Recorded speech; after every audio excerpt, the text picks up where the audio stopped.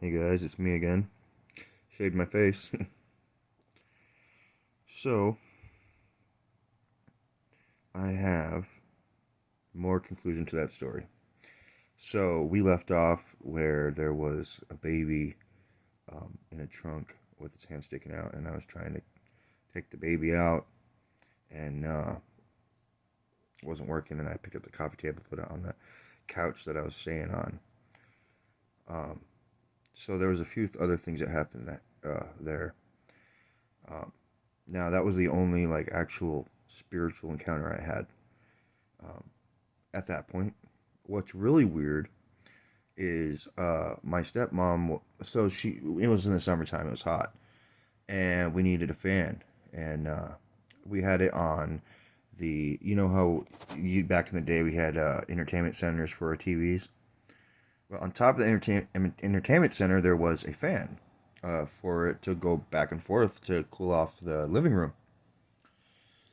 And I kid you not, you know, she had said that she was watching the TV. She was doing those, workouts.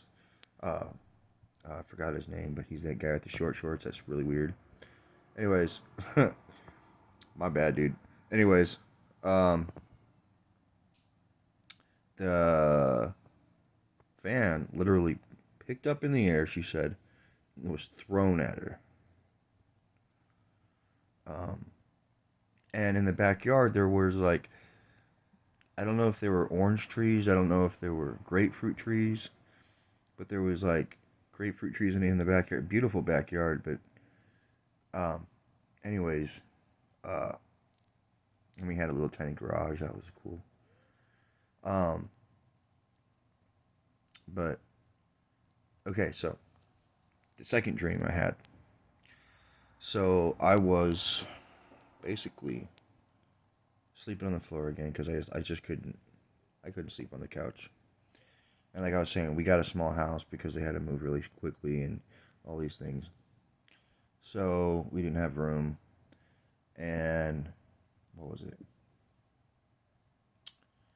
trying to think. Oh, I had a dream. I had another dream.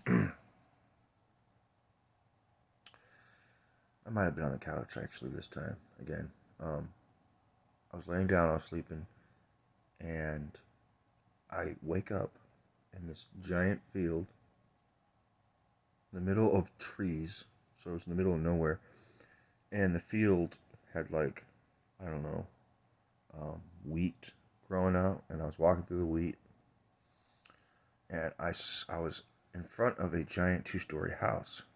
Not really giant. It was just like, miniature house with two stories, the top and the bottom. And I go and I look out one of the windows, and I just see this piles and piles of bodies in one of the rooms. And I'm like, what the hell? I wake up out of my dream freaking out. Everyone wakes up and they're like, what the hell? And I feel like that house had some sort of spiritual, something was there that didn't leave, or that house was there for a long time, or like there was just like a lot of history with the house. I don't know. I never looked into it. We didn't live there for very long because we had made it eventually and we got a better place. Um, but that house will always remain with me. Oh, and another thing, I had a dog that was there. I loved the dog. I don't know if it ran off. I forgot what happened, but it was like it laid in certain spots of the house. Anyways, for a few more years, none of that happened. Um, it's weird. It's like it just manifests itself, like something trying to speak to me. Trying to tell me its story that happened. It's like a projection. It's like, I feel bad for the people that really want to, believe in that and they don't have that. Like, I feel kind of special that I'm able to have those feelings and have those spiritual moments. Now, this is where it's gonna. At that time, I was 12. I didn't have any. Okay, the house before that we were living in, my stepmom said she saw a shadow. Anyways, that's not me, that's her. But we moved to a place called Grover's,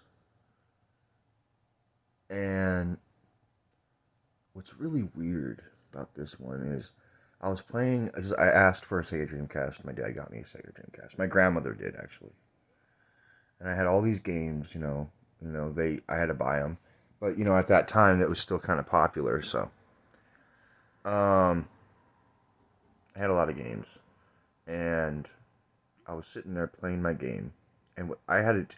I know this could be like, but so I had a window behind me, and my feet were up, and I was playing the game on my chest. And all I hear, there was no one outside, I promise. No one outside. I didn't hear the gate open. I didn't hear the door open. I didn't hear any of that.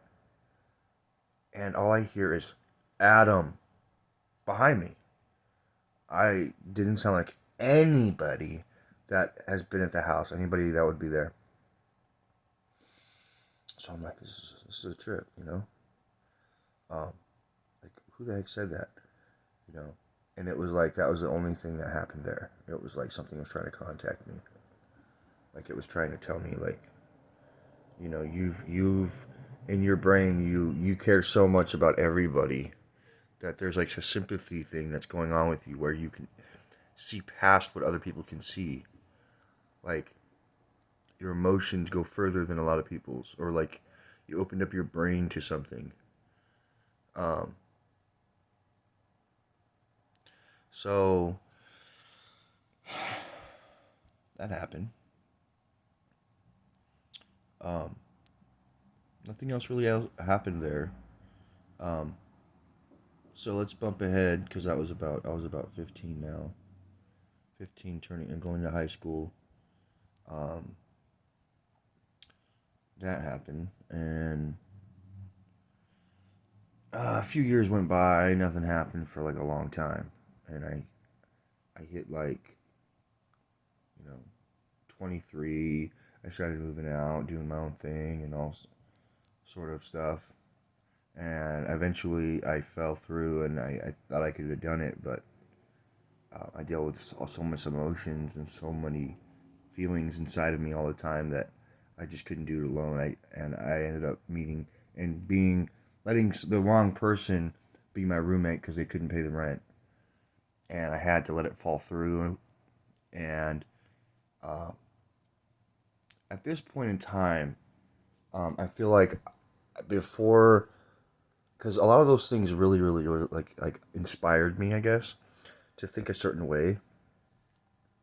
So, um, I would start manifesting my own energy to try to help either others or myself. Um, and I guess I kind of, in some cases, like they say, you should believe, and I guess the believing thing is like it's like the biggest key to like having spiritual awakenings. Um, so I would believe so much and care so much that it was like my brain was opened up to wavelengths that most people aren't open to. And so now I'm like 23. That fell through. I started seeing the girl that was my roommate or my roommate's friend, and she actually helped pay the rent. So I ended up moving in with her. And at that time, I moved into an apartment in Tempe. And at that point, um, the whole thing with Tempe, I moved in an apartment building that was like really cheap, but at the time I had only just the amount of for rent. So then there came a time where um, Social Security deducted me because I don't want to get into it. I can't. Anyways, and I kind of just had to leave. I wasn't telling anybody. I kind of wasn't thinking about it. I should have known that I had take but I'm always going through these spiritual encounters. So like I have this terrible time rekindling my life. So I had a nervous breakdown for a while when I was with her, and it was like, I loved her, but I knew I was almost incapable from all my emotions I go through. I had to be kind of taken care of because I kind of have like I'm not like emotional. It's like I can feel more. I guess I can feel everyone's emotions everywhere. I guess everyone's like that, but some have more like consenting a lot all the time. So now I am. Oh boy, is it okay? This is the part that gets complicated. She started hanging out with friends that I didn't agree with, and she wanted to do what she wanted to do, and I would follow her around and be there for her. And I knew a lady named, well, the manager of the apartments was into Bible studies and stuff, and the girl I was talking to, I guess she had some sort of something going on with her because they were saying that, you know, they were trying to just help her with stuff, I guess, and they did a casting out, and I guess they took 12 hours to do it. And when I was coming back to the apartments after seeing my family, I could hear her screaming. I was like, oh my God, I'm really going through some crazy shit, really going through some real life stuff that I thought was fantasy. Um, and then she becomes really crazy, and then like at that time I was doing bad myself, so I was hallucinating, and I was like, it was just crazy, like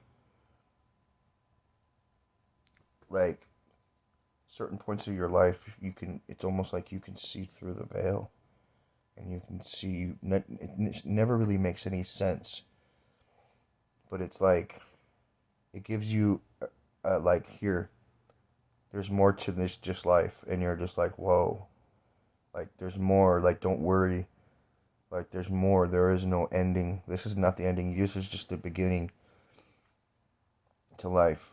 And that's as far as I'm gonna go right now, because I don't want to go so far to where I tell you the whole story in one video. So, all right, guys, thanks for listening.